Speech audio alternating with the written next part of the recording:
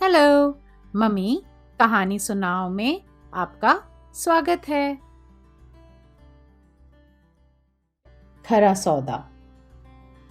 गुरु नानक जी जब बालक थे तो एक दिन उनके पिताजी ने उन्हें कुछ पैसे दिए और कहा कि बेटा, इन पैसों से कोई सौदा करके आओ।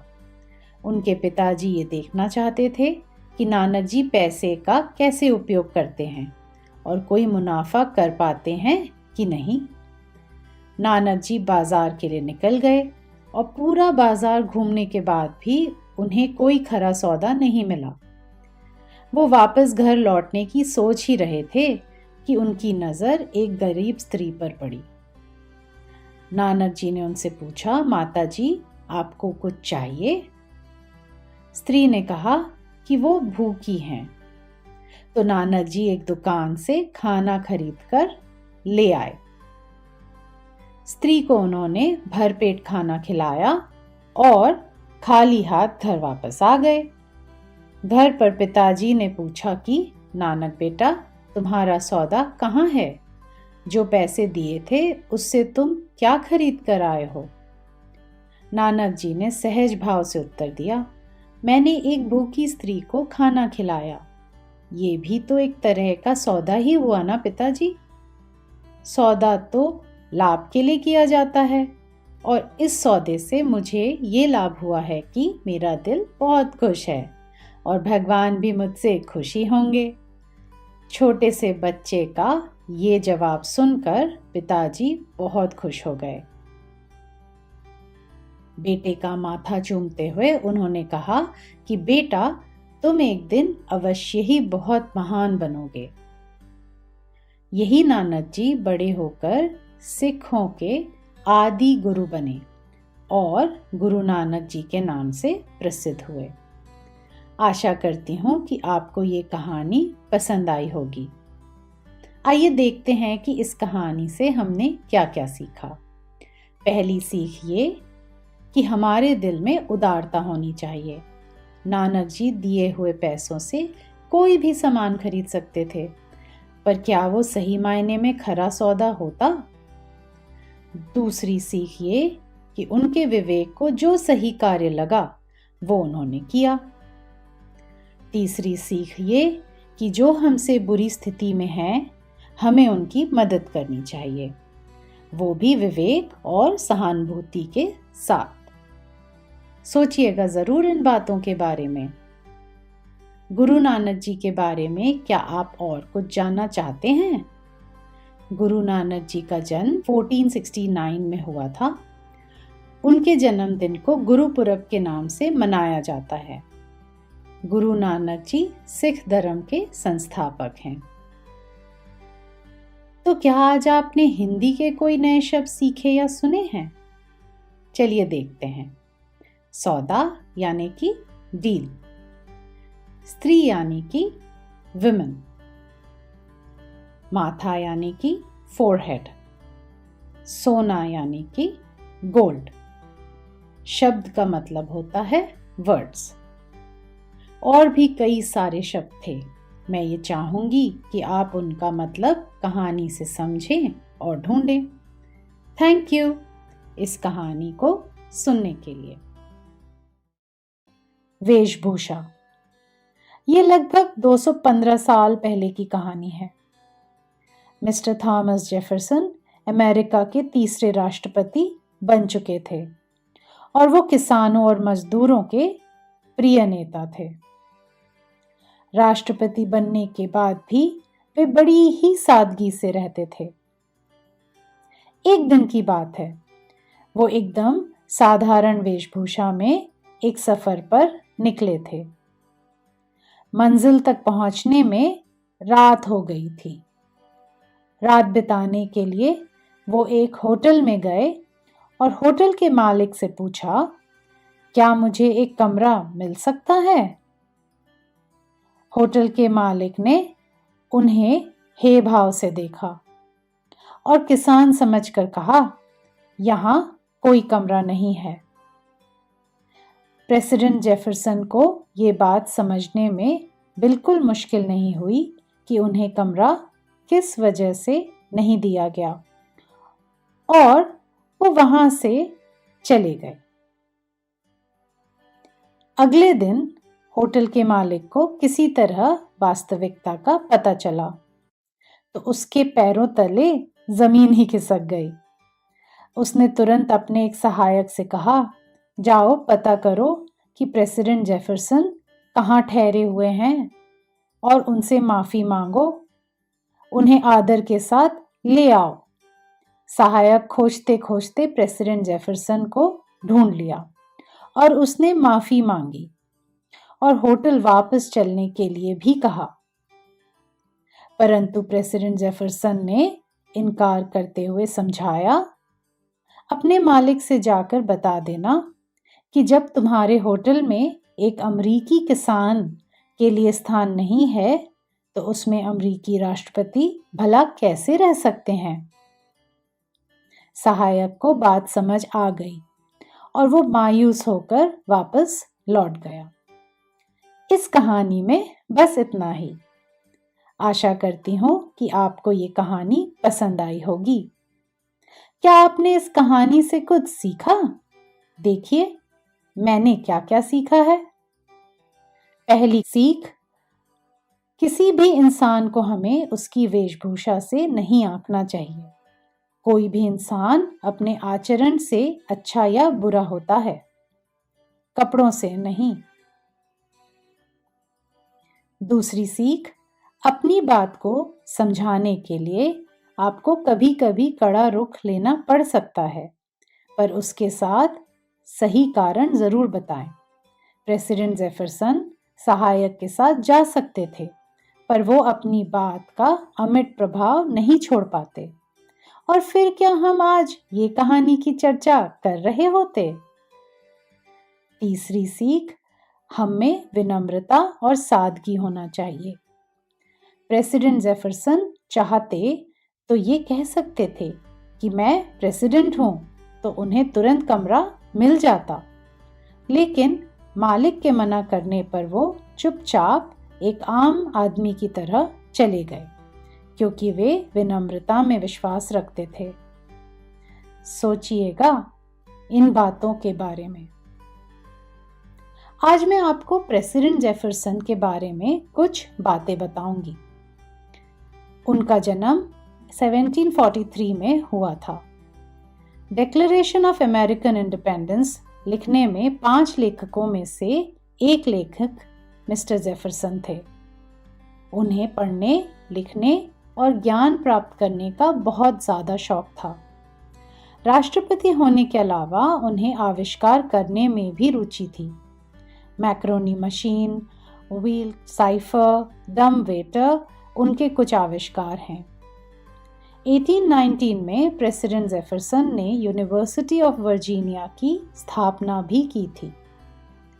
वे अमेरिका के 7 फाउंडिंग फादर्स में से एक हैं। तो आज आपने हिंदी के कोई नए शब्द सीखे या सुने हैं? चलिए देखते हैं। मजदूर यानी कि लेबरर, प्रिय यानी कि लवेबल, तीसरे यानी कि थर्ड, अमिट यानी कि इंडेलिबल, हे यानी कि डिस्डेनफुल, और भी कई सारे शब्द थे। मैं ये चाहूंगी कि आप उनका मतलब कहानी से समझें और ढूंढें। थैंक यू इस कहानी को सुनने के लिए। अंगुलीमाल। ये बहुत समय पहले की कहानी है, लगभग 2500 साल पुरानी। अंगुलीमाल नाम का एक डाकू हुआ करता था। कथाकारों के अनुसार वो असलियत में एक बहुत ही बुद्धिमान छात्र था और तक्षशिला में पढ़ता था। दूसरे छात्रों ने ईर्ष्यावश अपने गुरु के कान भरे और अंगुलीमाल, जिसका नाम अहिंसक था, के खिलाफ भड़का दिया। गुरु ने उसे अपनी नजरों से हटाने के लिए उससे कहा कि जाओ 1000 लोगों की उंगलियां लेकर आओ। अहिंसक मगध के एक जंगल में चला गया और एक गुफा में रहने लगा। उसे कोई भी राहगीर मिलता तो वो उसे लूटकर उसकी उंगली काट लेता। इन उंगलियों की वो एक माला बनाकर पहनता था। ये लगातार करते करते अहिंसक डाकू अंगुलीमाल बन गया। जब उसे कोई रास्ते पर नहीं मिलता था तो वो पास के गांव में जाकर वहां के लोगों को परेशान करता था। गांव वालों ने अपने राजा से मदद मांगी और साथ ही साथ गौतम बुद्ध जी को भी अंगुलीमाल के बारे में पता चल गया था। एक दिन लोगों के मना करने के बावजूद बुद्ध जी उसी जंगल में चले गए जहां अंगुलीमाल रहता था। अंगुलीमाल ने उन्हें देखा और आवाज लगाई, ठहर जा, कहां जा रहा है? बुद्ध जी ने अंगुलीमाल की बात को अनसुना कर दिया और चलते रहे। अंगुलीमाल पीछे पीछे दौड़ने लगा। वो भाग रहा था, बुद्ध जी चल रहे थे, फिर भी वो उन्हें पकड़ नहीं पा रहा था। जब वो थक कर हार गया तो उसने बुद्ध जी को फिर आवाज लगाई, मैं कहता हूं ठहर जा। बुद्ध जी घूमे और शांत स्वर में उन्होंने कहा, मैं तो ठहर गया, पर तू कब ठहरेगा? उनके चेहरे पर मंद सी मुस्कान थी और भय बिल्कुल भी नहीं था। अंगुलीमाल बड़ा ही आश्चर्यचकित हो गया। उसने बुद्ध जी से पूछा, हे सन्यासी, तुम्हें डर नहीं लग रहा? बुद्ध जी ने जवाब दिया, तुमसे क्या डरना? डरा तो उससे जाता है जो ताकतवर होता है। अंगुलीमाल जोर जोर से हंसने लगा और कहा, मैं एक साथ 10-10 लोगों को हरा सकता हूं और तुम कहते हो कि मैं ताकतवर नहीं हूं? बुद्ध जी ने सौम्यता से कहा, अगर तुम सच में ताकतवर हो तो जाओ उस पेड़ से 4 पत्ते तोड़ लाओ। अंगुलीमाल ने कहा, कहो तो पेड़ ही तोड़ लाऊं? बुद्ध जी ने फिर कहा, नहीं नहीं, पत्तों को पेड़ में वापस जोड़कर आओ तो मैं समझूंगा कि तुम में ताकत है। अंगुलीमाल क्रोधित होकर कहा, टूटे पत्तों को कैसे जोड़ते हैं? बुद्ध जी ने फिर उसे समझाया, जब तुम किसी चीज को जोड़ नहीं सकते तो तोड़ने का क्या हक है? लोगों को परेशान करके तुम अपने दुख को क्यों बढ़ा रहे हो? अंगुलीमाल इन बातों को सुनकर अवाक रह गया। सहपाठियों की ईर्ष्या, लोगों का बहिष्कार और राजा के प्रतिकार की बजाय गौतम बुद्ध का इस तरह से प्यार से समझाना उसे रास आया और वो बुद्ध जी के चरणों पर गिर गया और कहा, मुझे क्षमा करें, मैं भटक गया था, मुझे अपने शरण में ले लीजिए। आने वाले समय में अंगुलीमाल गौतम बुद्ध के शिष्य बने और खुद एक सन्यासी बने। आशा करती हूं कि आपको ये कहानी पसंद आई होगी। आइए देखें कि इस कहानी से हमने क्या क्या सीखा। पहली सीख, बुरे से बुरा काम करने वाले इंसान को भी प्यार से समझाया जा सकता है, धीरज और प्यार से, जैसे कि बुद्ध जी ने अंगुलीमाल के साथ किया। दूसरी सीख, जब हम कोई प्रतिक्रिया यानी कि रिएक्शन नहीं देते हैं तो सामने उत्तेजित इंसान सोच में पड़ जाता है कि उसे कोई प्रतिक्रिया क्यों नहीं मिली। ये अच्छा तरीका है उसे समझाने के लिए।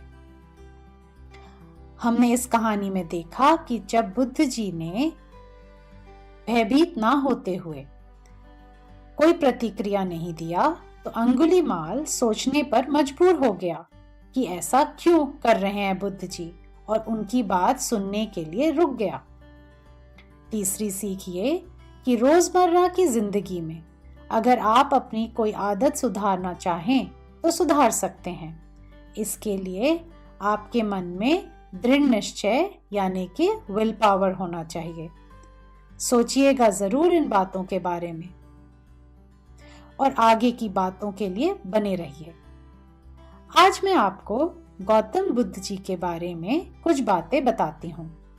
उनका जन्म 563 बीसी में लुम्बिनी नामक स्थान पर हुआ था। उनका नाम सिद्धार्थ था। उन्होंने बौद्ध धर्म की स्थापना और प्रचार किया था।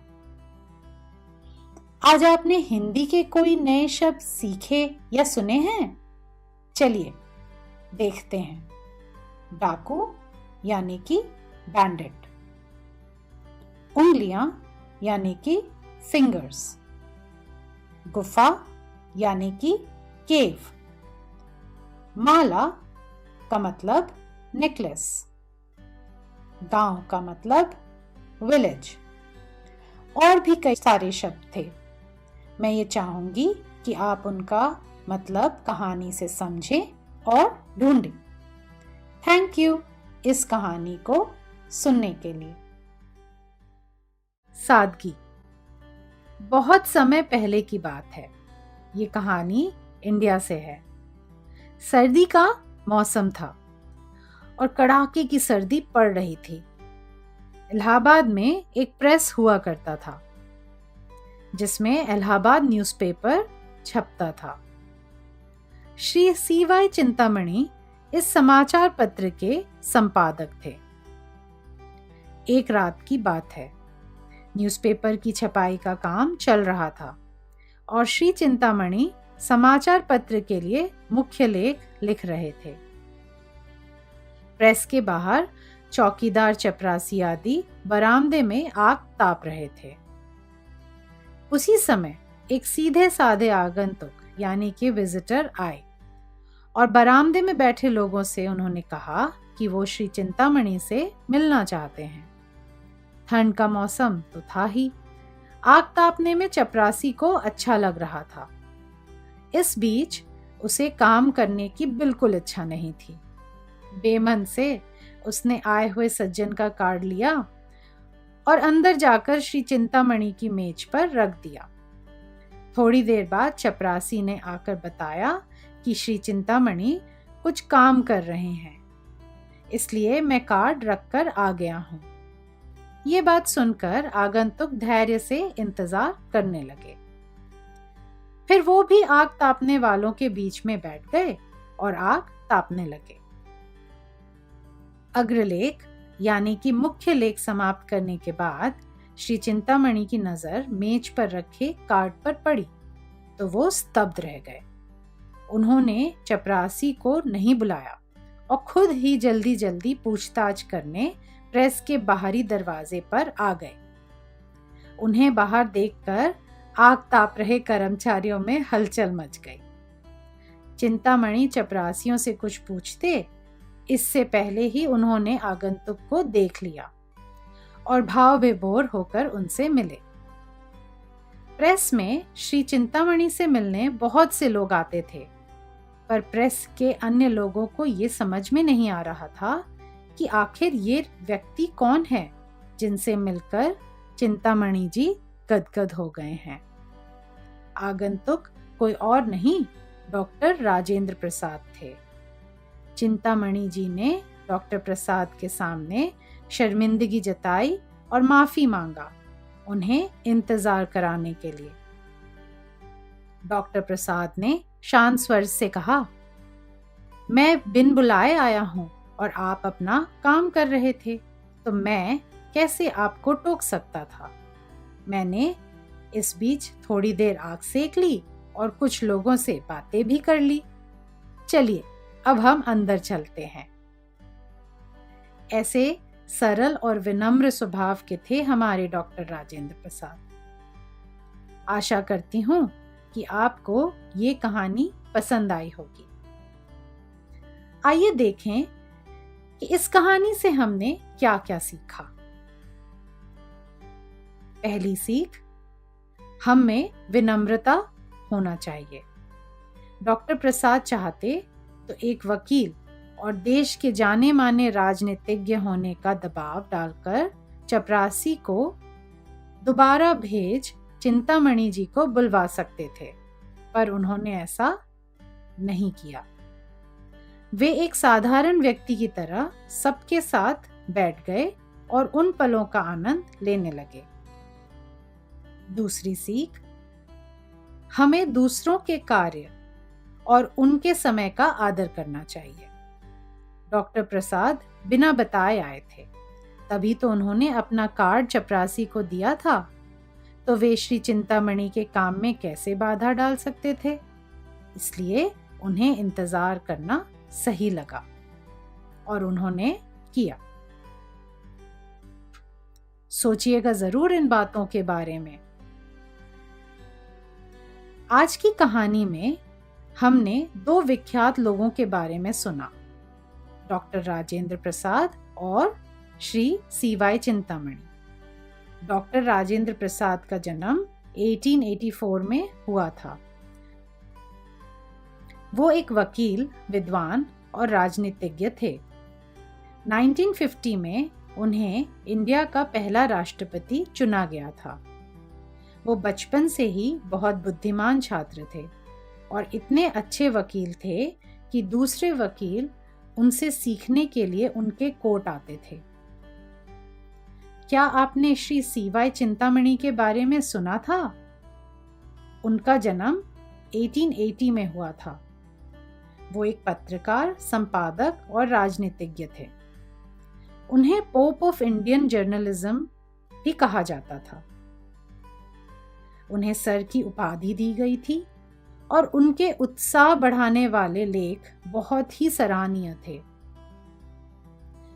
तो आज आपने हिंदी के कोई नए शब्द सीखे या सुने हैं? चलिए देखते हैं। समाचार पत्र मतलब न्यूज़पेपर। चौकीदार का मतलब वॉचमैन। चपरासी का मतलब प्योन। मेज का मतलब टेबल। संपादक का मतलब एडिटर। और भी कई सारे शब्द थे। मैं ये चाहूंगी कि आप उनका मतलब कहानी से समझें और ढूंढें। थैंक यू इस कहानी को सुनने के लिए। अभ्यास। ये प्राचीन काल भारत की कहानी है।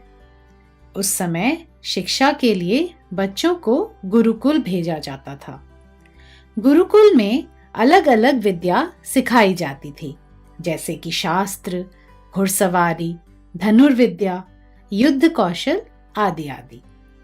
एक कठिन परीक्षा देकर जो गुरुकुल से पढ़कर निकलते थे, उनको समाज में बहुत ही सम्मान भरी नजरों से देखा जाता था। ऐसे ही एक गुरुकुल में वोपदेव नामक एक छात्र था। सभी बच्चों की तरह वो भी विभिन्न कौशल में अव्वल होना चाहता था, लेकिन एक बाधा थी। मेहनत करने के बाद भी उसे पढ़ी हुई बातें याद नहीं रहती थी। उसके गुरु भी लगातार कोशिश करते, पर उसे कभी कभी कुछ समझ ही नहीं आता था। एक दिन की बात है, गुरुजी विद्यार्थियों को व्याकरण पढ़ा रहे थे। बार बार समझाने पर भी वोपदेव पाठ समझ नहीं पा रहा था। काफी कोशिश करने के बाद गुरुजी ने उसे फटकार लगाकर बाहर भेज दिया। विद्यार्थी कक्षा के बाहर निकलकर एक निर्जन स्थान पर जा पहुंचा। वो अपनी बुद्धि पर पश्चाताप करता हुआ बैठा ही था, तभी सामने कुएं पर एक महिला घड़े से जल भरती हुई नजर आई। उसने देखा कि कुएं के चारों तरफ पत्थर का घेरा था। जल भर के महिला ने घड़ा जहां पर रखा था, उस जगह पर घड़े के पेंदे के आकार का गड्ढा बन गया था। सोच मगन बैठे विद्यार्थी के दिमाग में अचानक से एक बात कौंधी कि जब इस मिट्टी के घड़े को बार बार रखने से पत्थर पर गड्ढा बन सकता है, तब बार बार के अभ्यास से मैं व्याकरण क्यों नहीं सीख सकता। वोपदेव अटल निर्णय करता हुआ उठा और जी जान से विद्या अभ्यास में जुट गया। इसी प्रेरणा से वोपदेव लगातार अभ्यास करते रहे और आगे चलकर एक संस्कृत के विद्वान के रूप में प्रसिद्ध हुए। आशा करती हूँ आपको ये कहानी पसंद आई होगी। आइए देखते हैं कि इस कहानी से हमने क्या क्या सीखा। पहली और मुख्य सीख तो ये कि अभ्यास करने से हम किसी भी कौशल में निपुण हो सकते हैं।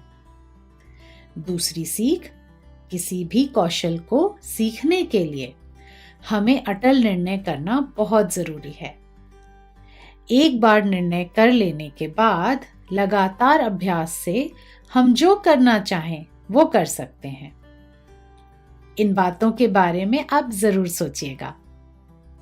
चलिए वोपदेव जी के बारे में और कुछ बातें जानते हैं। वे संस्कृत के विद्वान होने के अलावा एक कवि, व्याकरण ग्रंथकार, लेखक और वैद्य भी थे। वे लगभग 13 एडी में देवगिरी में रहा करते थे और वहां के राजा के दरबार में मान्य विद्वान थे।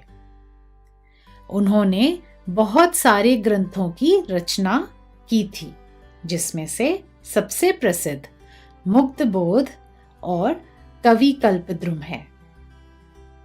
तो आज आपने हिंदी के कोई नए शब्द सीखे या सुने इस कहानी में? चलिए देखते हैं। घड़ा यानी कि अर्दन पॉट, धनुर्विद्या यानी कि आर्चरी, घुड़सवारी यानी कि हॉर्स राइडिंग, कुआं का मतलब वेल, अव्वल का मतलब फोरमोस्ट, और भी कई सारे शब्द थे। मैं ये चाहूंगी कि आप उनका मतलब कहानी से समझें और ढूंढें। थैंक यू इस कहानी को सुनने के लिए। उपयोगिता। पहली कहानी महात्मा बुद्ध के जीवन से है, लगभग 2500 साल पुरानी।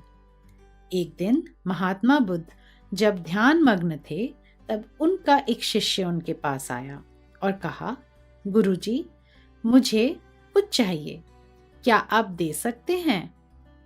बुद्ध जी ने पूछा, कहो, मैं कैसे मदद करूं तुम्हारी? शिष्य ने कहा, गुरुजी, मेरी शॉल पुरानी हो गई है और फट भी चुकी है, क्या आप कृपया मुझे नई शॉल देंगे? बुद्ध जी ने गौर से देखा और परखा। निश्चित रूप से शिष्य की शॉल पुरानी हो गई थी और उसे नई की जरूरत थी। उन्होंने आश्रम के कार्यकारी से कहा कि शिष्य को नई शॉल दे दिया जाए। शिष्य खुश होकर महात्मा बुद्ध को धन्यवाद कहकर वहां से चला गया। थोड़ी देर बाद बुद्ध जी शिष्य की कुटिया में गए और शिष्य से पूछा कि नई शॉल ठीक है ना? शिष्य ने मुस्कुराते हुए जवाब दिया कि हाँ, एकदम आरामदायक है गुरुजी। बुद्ध जी ने तब शिष्य से पूछा कि अब जो तुम्हारे पास नई शॉल आ गई है, तो तुमने पुराने का क्या किया? शिष्य ने कहा, मैंने पुराने को अपने बिस्तर पर बिछा दिया है गुरुजी। तो क्या तुमने पुरानी चादर को फेंक दिया है? शिष्य ने उत्तर दिया, नहीं नहीं गुरुजी, उसके तो मैंने 2 टुकड़े करके गमछे बना लिए हैं। बुद्ध जी ने फिर उत्सुकता से पूछा, और पुराने गमछों का क्या किया? गुरुजी, पुराने गमछों को मैं रसोई में गरम कढ़ाई को पकड़ने के उपयोग में ला रहा हूं। ओ, लेकिन फिर रसोई के पुराने कपड़ों का क्या करते हो तुम? गुरुजी, उनसे या तो मैं अपनी कुटिया की सफाई करता हूं या फिर पोछे में इस्तेमाल करता हूं। अच्छा, तो उन पुराने सफाई के कपड़ों को तो तुम फेंक ही देते होगे? नहीं गुरुजी, उन्हें मैं चीर कर दियों की बाती बनाता हूं। बुद्ध जी ये सुनकर बहुत खुश हो गए और संतुष्ट भी, और शिष्य के सर पर हाथ फेरकर उसकी कुटिया से चले गए। ये कहानी यहीं समाप्त होती है, पर जैसा मैंने कहा था, इस बार इसी विषय में मैं आपको एक और कहानी सुनाऊंगी। 5 BC से चलिए अब हम 1945 में आते हैं। एक 11 वर्षीय बालक विद्यालय से घर लौट रहा था। चलते चलते उसने अपने बस्ते में हाथ डाला और अपनी पेंसिल को निकालकर देखा। वो काफी छोटी हो गई थी। उसने पास में एक कूड़ेदान में अपनी पेंसिल को फेंक दिया और घर आ गया। शाम को जब पढ़ने का समय आया तो उसने नई पेंसिल की मांग की। तो उसके दादाजी ने उससे पूछा कि पुरानी पेंसिल कहाँ गई। पोते ने सब सच बता दिया। पोते की बात सुनकर दादाजी ने पोते को एक टॉर्च दिया और कहा, जाओ अभी वही पेंसिल ढूंढ कर ले आओ। बच्चे को ये अटपटा लगा, फिर भी वो वापस गया और 2 घंटे तक खोजने के बाद पेंसिल का टुकड़ा लेकर ही वो घर वापस लौटा। घर पर दादाजी ने उसे कहा, बहुत खूब बेटा, और अब मेरी ये 2 बातें ध्यान से सुनो। एक पेंसिल जैसी वस्तु को भी बनाने के लिए हमें दुनिया के कितने ही प्राकृतिक साधनों का इस्तेमाल करना पड़ता है, जैसे कि लकड़ी, लेड, पानी आदि। उसे पूरी तरह इस्तेमाल किए बिना फेंक देना प्रकृति के प्रति एक प्रकार की हिंसा है। और दूसरी बात ये कि अगर हम किसी भी वस्तु का जरूरत से ज्यादा उपभोग यानी कि ओवर कंजम्पशन करते हैं तो हम बहुत से ऐसे लोगों को उन वस्तुओं के उपयोग से वंचित रखते हैं। ये हमारे समाज के प्रति एक तरीके की गुप्त हिंसा है। इन बातों को समझाने वाले कोई और नहीं, महात्मा गांधी जी थे, जो अपने पोते को वस्तुओं की उपयोगिता के बारे में समझा रहे थे, चाहे वो छोटी सी पेंसिल जैसी कोई चीज ही क्यों ना हो। 5 BC में बुद्ध जी का समय हो या 1945 में गांधी जी का समय, दोनों के जीवन की इन कहानियों में एक समानता है कि चीजों को तब तक इस्तेमाल करना चाहिए जब तक किया जा सकता है। वे दोनों ऐसे ही महात्मा नहीं कहलाते थे। दोनों ही अपने जीवन में और अपने आचरण में ऐसी अनेक बातों का निरंतर अभ्यास करते थे। सारांश में मैं एक बात कहना चाहूंगी कि हमें चीजों का रिसाइकल पहले अपने घर से ही शुरू करना चाहिए। किसी भी सामान को फेंकने से पहले ये सोचिए कि क्या उसका कोई और इस्तेमाल हो सकता है। ये सीख मेरे दिल के बहुत करीब है। आशा करती हूँ कि आपको ये कहानियां पसंद आई होंगी। इन बातों के बारे में सोचिएगा जरूर और अपनी आदत में शामिल करिएगा। आइए महात्मा बुद्ध के बारे में कुछ बातें करते हैं। उनका जन्म 5 BC में हुआ था। उनका नाम सिद्धार्थ था। उनकी पत्नी का नाम यशोधरा और बेटे का नाम राहुल था। वे शाक्य वंश के एक कुलीन परिवार में पले बढ़े थे, इसलिए जब वे वैराग्य अपनाए तो उन्हें शाक्य मुनि भी कहा जाता था। अब गांधी जी के बारे में भी मैं 2 बातें बताती हूँ। गांधी जी का जन्म 1869 में इंडिया के गुजरात राज्य के पोरबंदर नामक स्थान में हुआ था। उनका पूरा नाम मोहनदास करमचंद गांधी था। उनकी पत्नी का नाम श्रीमती कस्तूरबा गांधी था और उनके 4 बेटे थे। महात्मा बुद्ध और महात्मा गांधी के बारे में अगर आप और कहानियां सुनना चाहते हैं तो उसका वीडियो लिंक नीचे डिस्क्रिप्शन सेक्शन में है और स्क्रीन पर भी। तो आज आपने हिंदी के कोई नए शब्द सीखे या सुने हैं? चलिए देखते हैं। ध्यानमग्न यानी कि मेडिटेटिव, वस्त्र यानी कि क्लॉथ, आश्रम का मतलब हर्मिटेज, कुटिया का मतलब हट, बिस्तर का मतलब बेड, और भी कई सारे शब्द थे। मैं ये चाहूंगी कि आप उनका मतलब कहानी से समझें और ढूंढें। थैंक यू इन कहानियों को सुनने के लिए। सत्य का डर है। एक बालक था, उसका नाम मोहन था। एक दिन मोहन विद्यालय देर से पहुंचा। बादल छाए और वर्षा होने के कारण उसे समय का ठीक से पता न चला। विद्यालय के अध्यापक ने मोहन से देर से आने का कारण पूछा तो उसने सब सच बता दिया कि वर्षा होने के कारण उसे समय का पता ही नहीं चला। परंतु इससे अध्यापक को संतोष नहीं हुआ। मोहन की बात को बहाना समझकर अध्यापक ने बालक पर 1 आना का जुर्माना कर दिया। मोहन रोने लगा। उसके साथियों ने समझाया कि 1 आने के लिए तुम क्यों रो रहे हो? तुम्हारे पिता तो धनवान हैं, 1 आना कौन सी बड़ी बात है? मोहन ने रोते हुए कहा कि मैं 1 आने के लिए नहीं रो रहा हूँ, बल्कि मैं इसलिए रो रहा हूँ कि मेरे सच बोलने के बावजूद मुझे छोटा समझा गया। यही मोहन बालक बड़े होकर वकील बने और हम उन्हें गांधी जी के नाम से जानते हैं। उन्हें भारत के वासी प्यार से बापू कहते हैं। गुजराती भाषा में पिता को प्यार से बापू कहा जाता है। आशा करती हूँ आपको ये सच्चाई की कहानी पसंद आई होगी। क्या आपने इस कहानी से कुछ सीखा?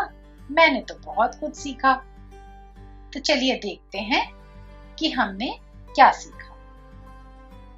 हमें हमेशा सच बोलना चाहिए। गांधी जी चाहते तो झूठ बोल सकते थे, पर उन्होंने नहीं बोला।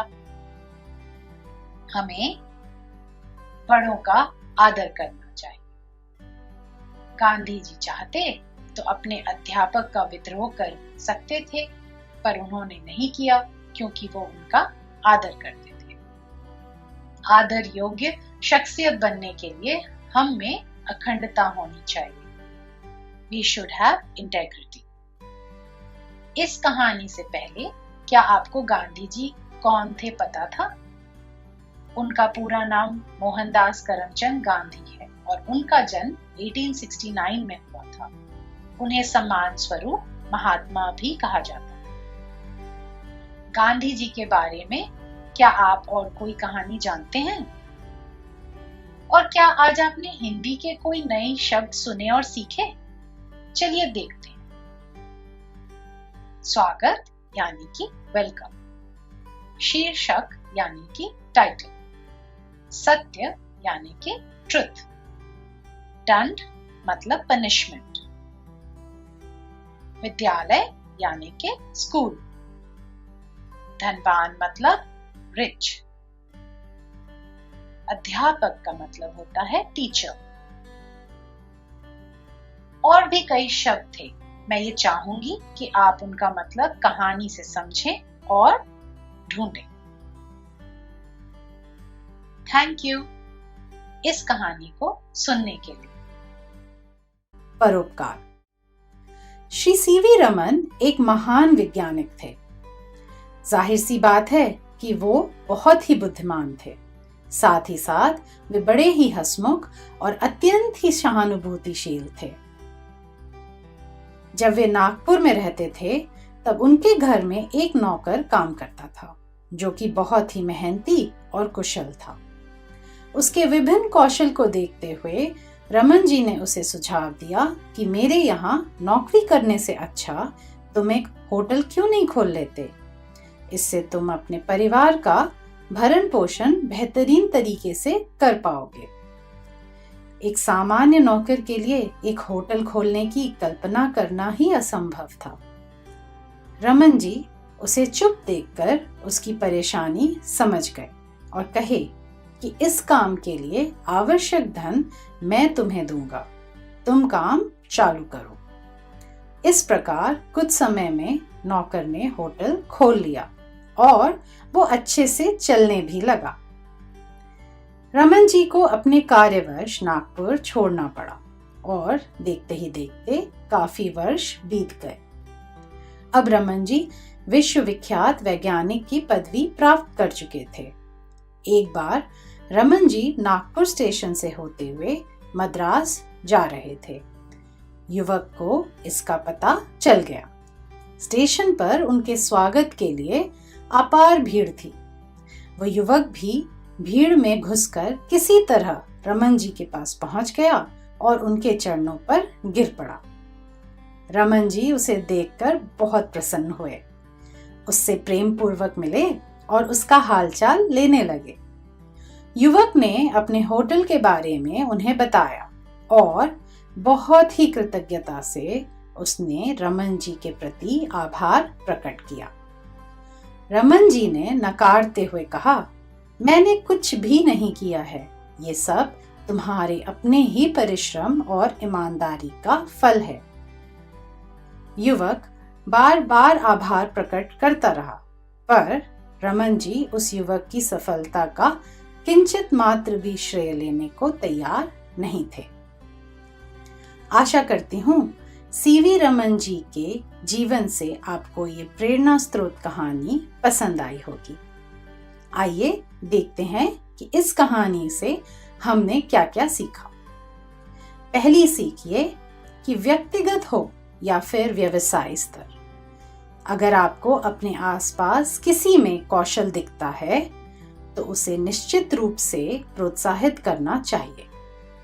अपने साथ साथ हमें औरों को भी आगे बढ़ने के लिए प्रेरित करना चाहिए। दूसरी सीख ये कि अगर आप सक्षम हैं तो आपको समाज में लोगों की मदद करना चाहिए, चाहे वो किसी प्रकार की सेवा हो या फिर आर्थिक मदद।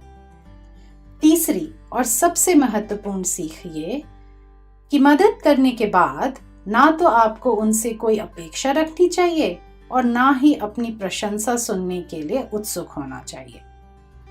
तीसरी सीख को और अच्छे से समझाने के लिए आइए मैं एक और कहानी सुनाती हूँ। एक दिन एक व्यक्ति महात्मा गांधी के पास अपना दुखड़ा लेकर पहुंचा। उसने गांधी जी से कहा, बापूजी, ये दुनिया बड़ी बेईमान है। गांधी जी ने पूछा, वो कैसे? सज्जन ने कहा, आप तो ये अच्छी तरह से जानते हैं, मैंने 50,000 रुपए दान देकर एक धर्मशाला बनवाई थी, पर उन लोगों ने मुझे ही उसकी समिति से हटा दिया है। धर्मशाला नहीं थी तो कोई नहीं था। अब उस पर अधिकार जताने वाले 50 लोग खड़े हो गए हैं। उस व्यक्ति की बात सुनकर बापू थोड़ा सा मुस्कुराए और फिर बोले, भाई, तुम्हें ये निराशा इसलिए हुई है क्योंकि तुम दान का सही अर्थ समझे ही नहीं। वास्तव में किसी चीज को देखकर कुछ प्राप्त करने की इच्छा दान नहीं है, ये तो व्यापार है। तुमने धर्मशाला के लिए दान तो किया, लेकिन फिर व्यापारी की तरह प्रतिफल की अपेक्षा करने लगे हो। वो व्यक्ति चुपचाप गांधी जी की बात बिना कुछ बोले सुना और फिर वहां से चला गया। उसे दान का असली मतलब अब समझ आ गया था। तो ये कहानी आपको तीसरी सीख का मतलब अच्छे से समझाती है ना, कि दान करने के बाद किसी भी प्रकार की अपेक्षा नहीं करना चाहिए। सोचिएगा जरूर इन बातों के बारे में। अब आइए सीवी रमन जी के बारे में मैं आपको कुछ बातें बताती हूँ। सीवी रमन जी का जन्म 1888 में तिरुचिरापल्ली में हुआ था। उनका पूरा नाम चंद्रशेखर वेंकट रमन था। उन्होंने अपने बचपन में हर काम उम्र से पहले किया था, जैसे कि 11 साल की उम्र में उन्होंने 10th पास किया और 13 साल की उम्र में 12th। फिजिक्स में लाइट के विषय में उनकी एक डिस्कवरी को रमन इफेक्ट कहा जाता है। 28 फरवरी 1928 में ये डिस्कवरी की गई थी और इस दिन को इंडिया में नेशनल साइंस डे के रूप में मनाया जाता है। 1929 में उन्हें सर की उपाधि दी गई थी। 1930 में उन्हें फिजिक्स में नोबेल प्राइज दिया गया था। आइए अब महात्मा गांधी के बारे में भी दो बातें करते हैं। उनका जन्म 1869 में हुआ था। वे एक वकील थे और उन्होंने साउथ अफ्रीका में वकालत किया था। वापस आने के बाद इंडिया की आज़ादी की लड़ाई में और अनेक समाज सुधार के कार्यों में उन्होंने एक अहम भूमिका निभाई थी। गांधी जी के जन्मदिन 2 अक्टूबर को international day of non violence के रूप में मनाया जाता है। तो आज आपने हिंदी के कोई नए शब्द सीखे या सुने हैं? चलिए देखते हैं। युवक यानी कि यंग मैन, स्वागत यानी कि वेलकम, भीड़ का मतलब क्राउड, 50 यानी कि 50, धर्मशाला यानी कि चैरिटेबल रेस्ट हाउस, और भी कई सारे शब्द थे। मैं ये चाहूंगी कि आप उनका मतलब कहानी से समझें और ढूंढें। थैंक यू इस कहानी को सुनने के लिए। मील का पत्थर। एक 7 वर्षीय बालक अपने माता पिता के साथ गांव से कलकत्ता जा रहा था। जीविका की तलाश में शहर जा रहा ये निर्धन परिवार बस वालों को देने के लिए पैसे ना होने के कारण पैदल ही यात्रा कर रहा था। रास्ते में मील का पत्थर देखकर बालक ने अपने पिता से पूछा, पिताजी ये क्या है? पिताजी ने बतलाया कि ये मील का पत्थर है और अगले पत्थर पर बढ़ती हुई संख्याएं मिलेंगी। ईश्वर चंद नामक उस बालक ने अपने पिता से पत्थरों पर लिखी संख्याओं को पूछ पूछ कर याद कर लिया और इस तरह गिनती सीख ली। कालांतर में संस्कृत के प्रखंड विद्वान होने के कारण उन्हें विद्यासागर की उपाधि मिली। आशा करती हूँ ये छोटी सी कहानी आपको पसंद आई होगी और आपने इससे कुछ ना कुछ जरूर सीखा होगा। तो देखते हैं हमने इस कहानी से क्या सीखा। अगर हम चाहें तो हम कहीं भी सीख सकते हैं। अगर हम चाहें तो हम किसी से भी सीख सकते हैं। और सीखने के लिए हमेशा हमें जिज्ञासु होना चाहिए। We have to be curious to learn. क्या आपने आज हिंदी के कोई नए शब्द सीखे? फिर से वीडियो देखिएगा और गौर फरमाइएगा। अनाज का महत्व। ये कहानी बहुत समय पुरानी है। तमिल भाषा के एक महान कवि हुआ करते थे, श्री थिरुवल्लुवर। उनकी पत्नी का नाम था वासुकी। जब उन दोनों की शादी हुई तो पहले ही दिन वल्लुवर जी ने वासुकी से कहा कि खाना परोसते हुए मेरी थाली के बगल में एक पानी भरी कटोरी और सुई रख दिया करना। वासुकी ने ये बात मान ली और दिन पर दिन हर भोजन में वो एक कटोरी में पानी भरकर बगल में सुई रख देती। उन्हें अटपटा भी लगा, पर वो आजीवन ये करती रही। जीवन के अंतिम क्षणों में वासुकी ने वल्लुवर जी से कहा, मैं एक बात आपसे पूछना चाहती हूँ। वल्लुवर जी ने कहा, जरूर पूछो वासुकी। वासुकी ने कहा, विवाह के बाद आपने भोजन करते समय नित्य एक कटोरे में पानी और सुई रखने को कहा था। मैंने आपसे उसका कारण पूछे बिना ही वो कार्य प्रतिदिन किया, लेकिन ये जानने की मेरी सदा ही इच्छा रही कि आप ये दोनों चीजें क्यों मांगा करते थे। वल्लुवर जी आश्चर्यचकित होकर बोले, वासुकी, मुझे तो लगा तुम मेरा कारण समझ गई थी, इसीलिए तुमने मुझसे कभी इस बारे में नहीं पूछा। ये बात सुनकर तुम्हारी कर्तव्य निष्ठा से मैं और भी प्रभावित हो गया हूँ। शादी से पहले मैं एक बार किसी के घर भोजन पर आमंत्रित था। वहां जब मुझे भोजन परोसा गया तो काफी खाना परोसते समय जमीन पर गिर गया। भोजन का इस तरह से बर्बाद होना मुझे अच्छा नहीं लग रहा था। मैंने उसी दिन निश्चय किया कि ये गलती मैं अपने घर पर नहीं दोहराऊंगा। जब तक हमारा विवाह नहीं हुआ था मैं इस बात का स्वयं ध्यान रखता था, लेकिन जब हमारा विवाह हुआ तब तुम बहुत छोटी थी और गलती तो तुमसे हो ही सकती थी। इसीलिए मैंने कटोरी में जल और सुई का उपाय सोचा, जिससे अगर कभी तुमसे भोजन गलती से गिर ही जाता तो मैं सुई से उठाकर उसे कटोरी के पानी से धोकर खा सकूं। किंतु तुम इतनी कुशल थी कि आजीवन तुमने कभी भोजन के किसी अंश को गिरने ही नहीं दिया। एक दिन भी सुई और पानी का उपयोग करने का अवसर मुझे मिला ही नहीं। वासुकी को अपने सवाल का जवाब बहुत ही आदरपूर्वक मिल गया। वासुकी और वल्लुवर जी अपने अपने तरीके से आजीवन भोजन का आदर करते रहे। आशा करती हूँ कि आपको ये कहानी पसंद आई होगी। आइए इसी विषय में मैं आपको एक और कहानी सुनाती हूँ। ये कहानी श्री रतन टाटा के जीवन से है। एक बार रतन जी अपने कुछ सहयोगियों के साथ जर्मनी के एक भोजनालय में खाना खाने गए। वहां बगल के एक टेबल पर रतन जी ने देखा कि एक युगल जोड़े ने बहुत थोड़ा सा खाना मंगवाया था। रतन जी को बड़ा अटपटा लगा कि इतने थोड़े से खाने से उनका पेट भर पाएगा या शाम अच्छे से बीत पाएगी। उन्होंने ये भी देखा कि वहीं दूसरी मेज पर कुछ वृद्ध महिलाएं खाना मंगवाई थीं। वेटर उनकी थालियों में खाना परोसता और महिलाएं बहुत ही अच्छे तरीके से बिना थाली में कुछ छोड़े हुए खाना खा रही थीं।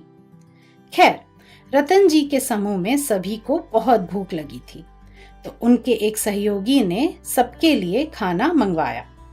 उन सभी ने खाना जल्दी से खा लिया, लेकिन बिल मंगवाते समय उनकी मेज पर काफी खाना बचा हुआ था।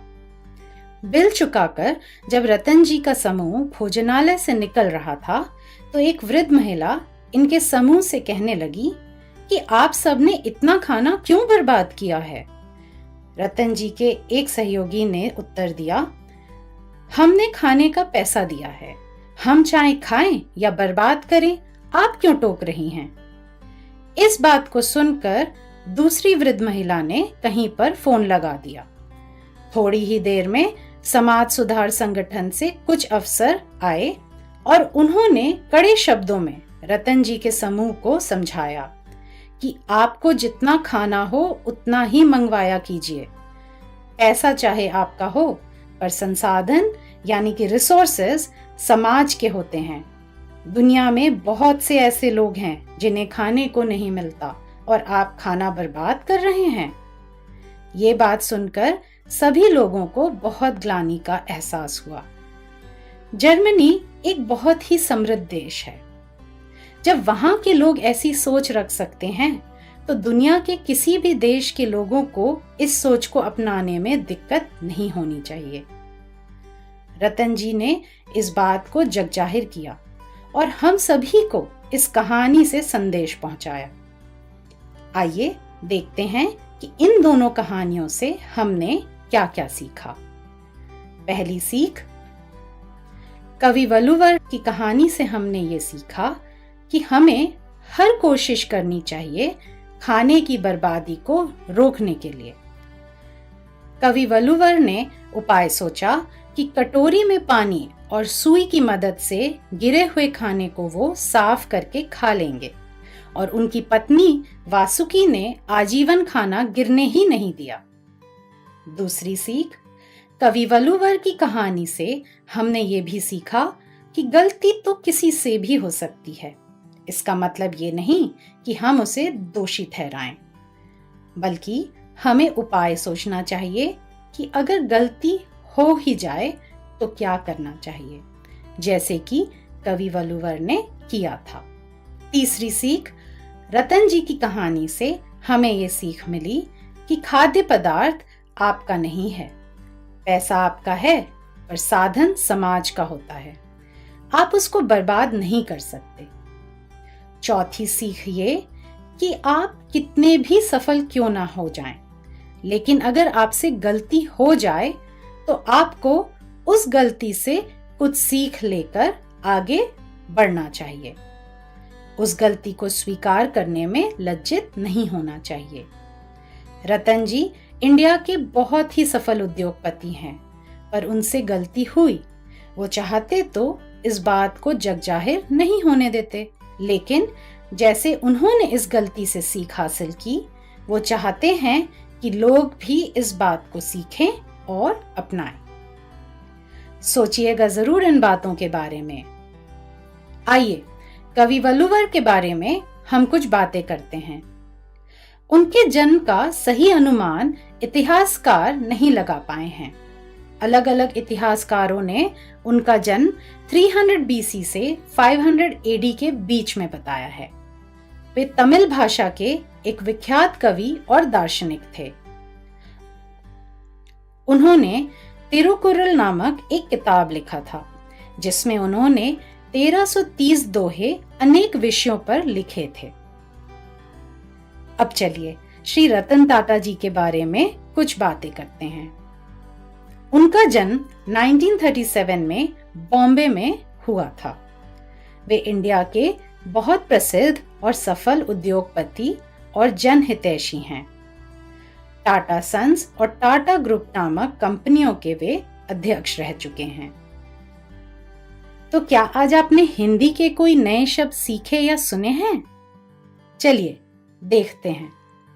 सुई यानी कि नीडल, कटोरी यानी कि बोल, भोजन यानी कि मील, वृद्ध का मतलब ओल्ड, उद्योगपति का मतलब इंडस्ट्रियलिस्ट, और भी कई शब्द थे। मैं ये चाहूंगी कि आप उनका मतलब कहानी से समझें और ढूंढें। थैंक यू इन कहानियों को सुनने के लिए। अभिमान का त्याग। एक दिन की बात है, प्रसिद्ध चिंतक सोक्रेटिस से एक जमींदार मिलने आए। विभिन्न बातों में वो अपनी संपत्ति, वैभव और ऐश्वर्य की चर्चा करते रहे। सोक्रेटिस अपनी आदत के अनुसार सब कुछ सुनते रहे। जमींदार की बात जब खत्म हुई तो उन्होंने अपने शिष्य से दुनिया का एक नक्शा मंगवाया। नक्शे को जमीन पर फैलाकर सोक्रेटिस ने जमींदार से पूछा, इसमें बताइए यूनान कहाँ है? जमींदार ने खोजकर नक्शे में यूनान दिखा दिया। सोक्रेटिस ने फिर पूछा, अच्छा तो इसमें अपनी जमीन दिखाइए। जमींदार ने अचंभित होकर कहा, इतने बड़े विश्व में मेरी छोटी सी जमीन कैसे दिखाई देगी?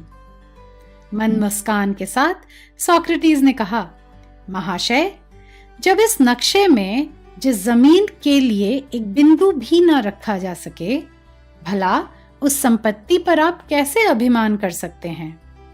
सोक्रेटिस की इस बात को सुनकर जमींदार बड़े ही लज्जित हुए। आशा करती हूं कि आपको ये छोटी सी कहानी पसंद आई होगी।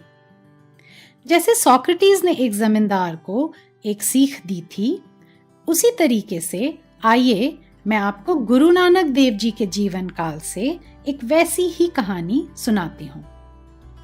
गुरु नानक देव जी धर्म प्रचार करते हुए लाहौर के पास पहुंचे। लाहौर शहर में दुनीचंद नाम के एक धनवान रहते थे। जब उन्हें गुरु नानक जी के आने का पता चला तो उन्होंने गुरु नानक जी को अपनी हवेली पर आमंत्रित किया। थोड़ा मनाने के बाद गुरु नानक जी उनकी हवेली पर आने को राजी हो गए। नानक जी उनकी हवेली पर जब पहुंचे तो उन्होंने देखा कि हवेली के बाहर 7 झंडे लगे हुए थे। दुनीचंद उन्हें अंदर ले गए और उनका अच्छे से स्वागत सत्कार किया। अनेक वार्तालापों के बीच नानक जी ने दुनीचंद से पूछा कि जो बाहर झंडे लगे हैं उनका क्या महत्व है? दुनीचंद सीना चौड़ा करते हुए एक अभिमानी स्वर में कहे, गुरुजी, हर एक झंडा मैं तब लगाता हूं जब मेरे पास 1 करोड़ रुपए हो जाते हैं। मैंने 7 झंडे लगाए हैं, इसका मतलब मेरे पास अब 7 करोड़ रुपए हो गए हैं। नानक जी ने पूछा, तब तो तुम बड़े ही खुश होगे। दुनीचंद ने जवाब दिया, नहीं नहीं, मैं अभी भी सबसे धनी नहीं हुआ हूं। शहर में मुझसे भी धनवान लोग हैं। नानक जी संयम से कहे, लेकिन ये होड़ तो कभी भी खत्म नहीं हो पाएगी, तो क्या तुम कभी भी खुश रह पाओगे? तुमने सोचा है इस बारे में कभी?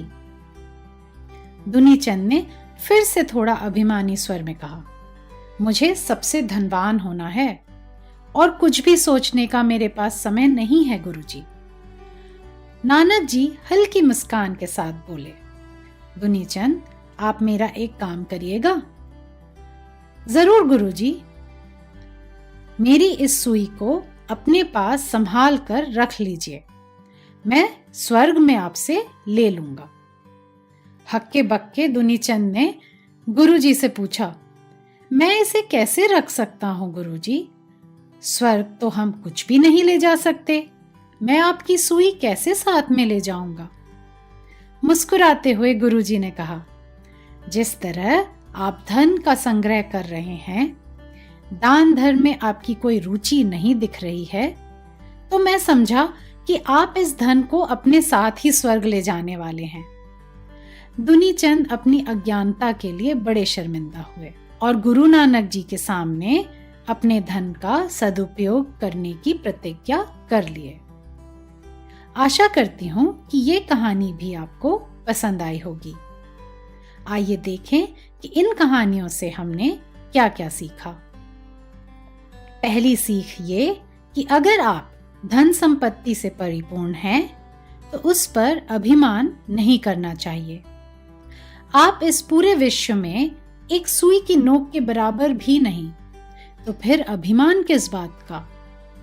अपनी उपलब्धियों पर अभिमान होने से हमें जल्दी कुछ समझ में भी नहीं आता, जैसे कि हमने गुरु नानक जी और दुनीचंद की कहानी में देखा। दुनीचंद को समझाने के लिए गुरु नानक जी को सुई का सहारा लेना पड़ा। ये दोनों कहानियां तो धन संपत्ति के विषय में हैं, पर हमें अपनी किसी भी सफलता या उपलब्धि पर अभिमान नहीं करना चाहिए। दूसरी सीख, लालच का कोई अंत नहीं है। जैसे कि हमने कहानी में देखा कि दुनीचंद के पास 7 करोड़ होने के बाद भी संतुष्टि या खुशी नहीं थी। और इससे हम तीसरी सीख पर आते हैं कि असली खुशी हमें लोगों की मदद करने से ही मिलती है। आपके पास कितना भी धन संचय क्यों ना हो, जब तक आप उसके एक अंश को लोगों की मदद करने में नहीं लगाएंगे, आपको संतुष्टि नहीं होगी। इसे ही सही मायने में अपनी उपलब्धियों का सदुपयोग माना जाता है। सोचिएगा जरूर इन बातों के बारे में। आइए सोक्रेटिस के बारे में कुछ बातें करते हैं। उनका जन्म 470 बीसी में एथेंस में हुआ था। वे एक बहुत ही प्रसिद्ध दार्शनिक थे और उन्हें फादर ऑफ वेस्टर्न फिलॉसफी कहा जाता है। उन्होंने अपनी सीख को कभी लिखा नहीं। उनकी बातें उनके 2 शिष्यों ने संग्रहित किया है, प्लेटो और जेनोफॉन। आइए गुरु नानक जी के बारे में भी कुछ बातें करते हैं। उनका जन्म 15 अप्रैल 1469 में तलवंडी नानकाना साहिब में हुआ था। वे सिख धर्म के स्थापक हैं और उनकी सिखाई हुई बातें गुरु ग्रंथ साहिब में गुरुमुखी में लिखी हुई है। तो आज आपने हिंदी के कोई नए शब्द सीखे या सुने हैं? चलिए देखते हैं। संपत्ति यानी कि प्रॉपर्टी, नक्शा यानी कि मैप, धनवान यानी कि रिच, झंडा यानी कि फ्लैग, स्वर्ग का मतलब हेवन, और भी कई सारे शब्द थे। मैं ये चाहूंगी कि आप उनका मतलब कहानी से समझें और ढूंढें। थैंक यू इन कहानियों को सुनने के लिए।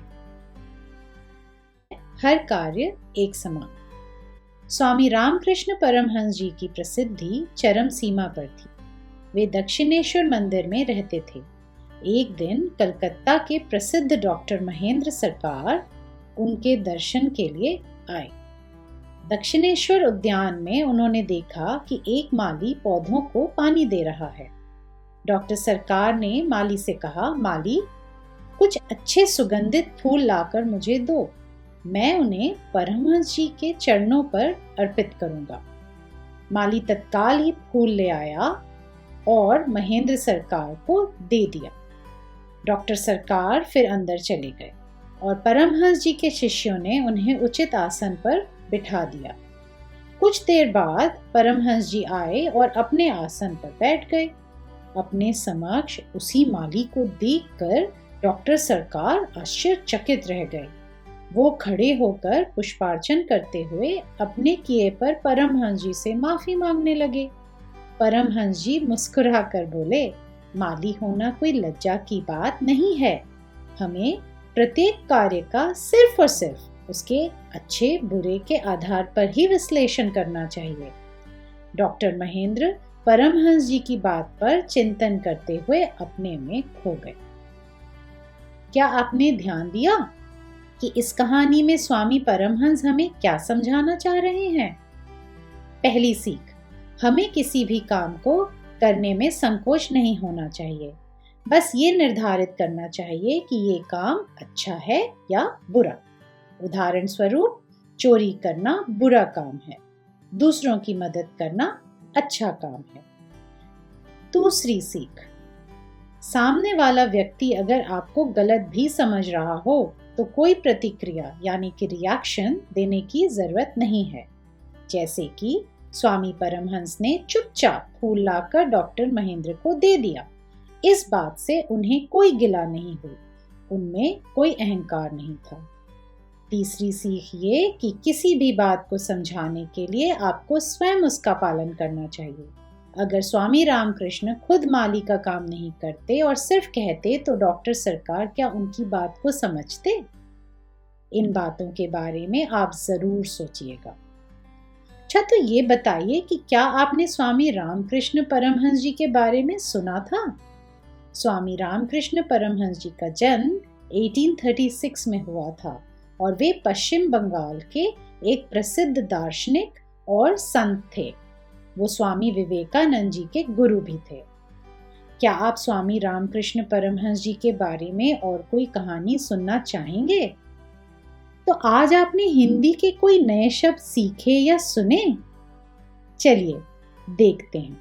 प्रसिद्धि यानी कि फेम, उद्यान यानी कि गार्डन, संत का मतलब सेंट, मंदिर का मतलब टेम्पल, माली मतलब गार्डनर, और भी बहुत सारे शब्द थे।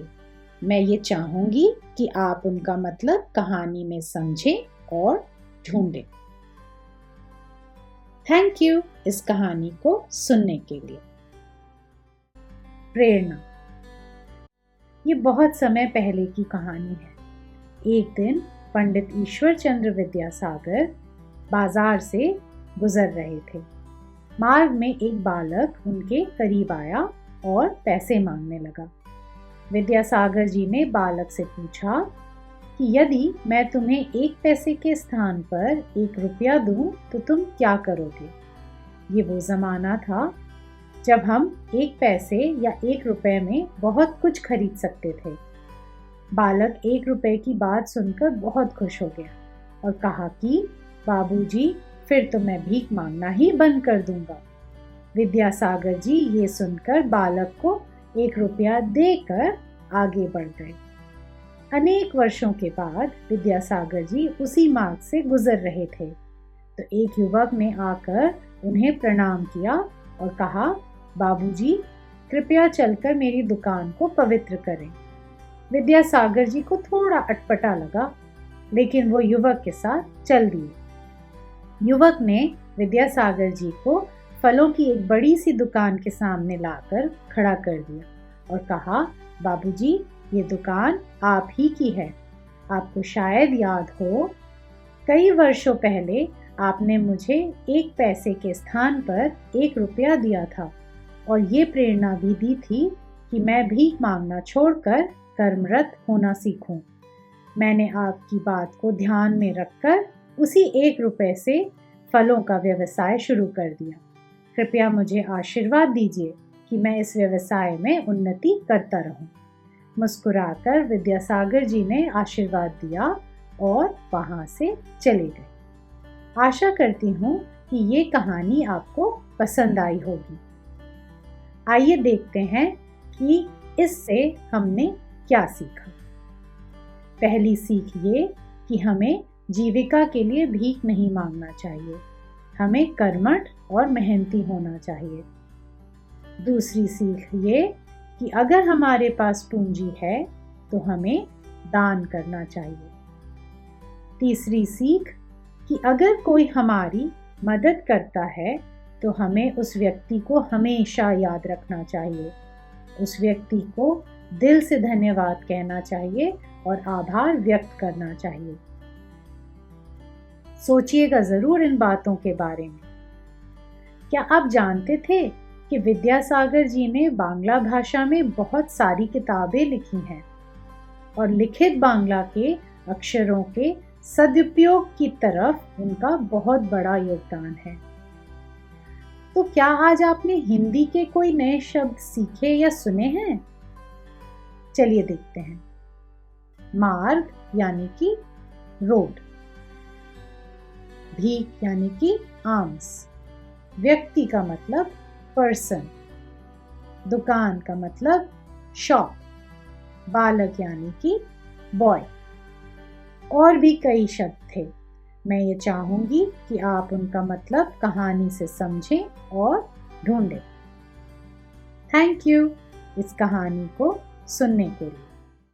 सच्चाई का पुरस्कार। एक दिन एक शिक्षक ने अपनी कक्षा के सभी बच्चों को कुछ सवाल घर से करके लाने के लिए दिए। अगले दिन शिक्षक ने सभी कॉपियां देखी तो केवल एक ही बालक के सारे उत्तर सही निकले। उन्होंने उस छात्र को पास बुलाकर पुरस्कार देना चाहा।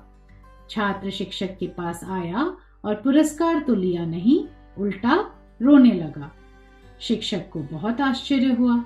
उन्होंने उससे रोने का कारण पूछा तो बालक ने हाथ जोड़कर नम्रता से कहा, गुरुजी, आपने तो ये समझा होगा कि इन सब सवालों के उत्तर मैंने अपनी बुद्धि से निकाले हैं, पर सच ये नहीं है।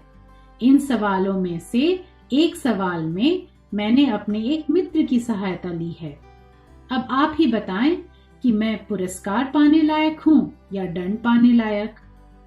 ये सुनकर शिक्षक बहुत प्रसन्न हुए और छात्र के हाथ में पुरस्कार देते हुए उन्होंने कहा, अब ये पुरस्कार मैं तुम्हें तुम्हारी सत्यनिष्ठा के लिए दे रहा हूँ।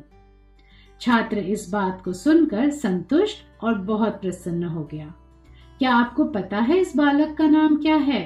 ये गोपाल कृष्ण गोखले थे और ये बड़े होकर भारत के एक प्रतिष्ठित देशभक्त, नेता और समाज सुधारक बने।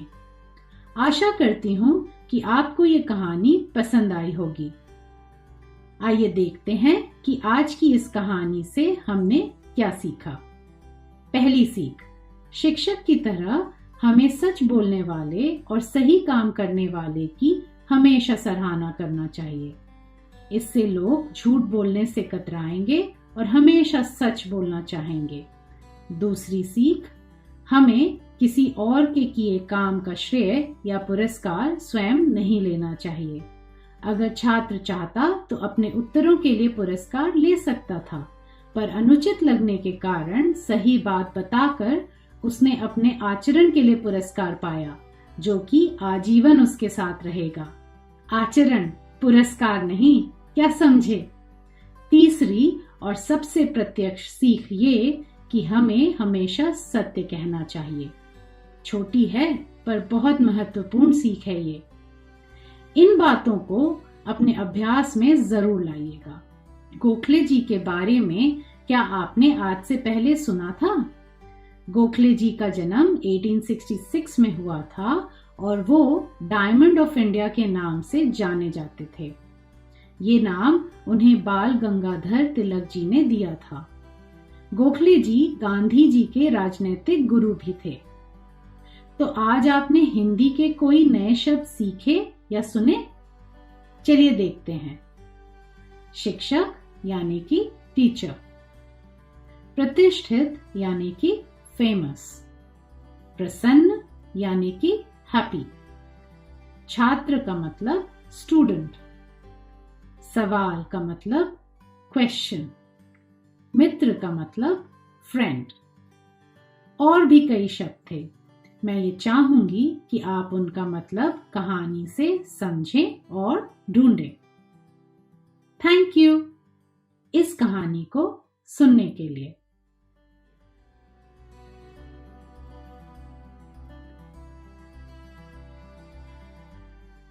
मम्मी कहानी सुनाओ चैनल को प्लीज सब्सक्राइब करिए और इस बेल आइकन को क्लिक करके ऑल जरूर सिलेक्ट करिएगा आगे आने वाली सभी कहानियों का आनंद लेने के लिए।